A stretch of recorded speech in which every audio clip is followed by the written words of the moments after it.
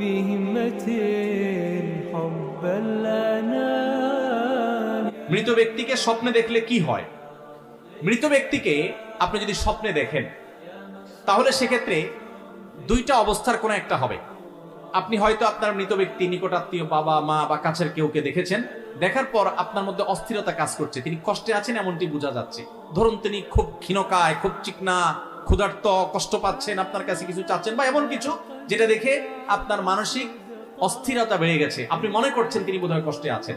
তাহলে আপনি তার পক্ষ থেকে প্রথমত আল্লাহর কাছে মাফ চাইবেন, ইস্তেগফার করবেন, চোখের পানি ফেলে আল্লাহর কাছে দোয়া করবেন, আল্লাহ আপনি ওনাকে মাফ করেন। দ্বিতীয়ত আল্লাহ যতটুকু তৌফিক দিয়েছেন দান সাদাকা করবেন তার তরফ থেকে। মৃত ব্যক্তির জন্য আরো যা যা করা যায়, উমরা করা, হজ করা, দান দক্ষিণা করা, যতটুকু তৌফিকে আছে ততটুকু তার পক্ষ থেকে করবেন। সবচেয়ে বেশি করবেন দোয়া।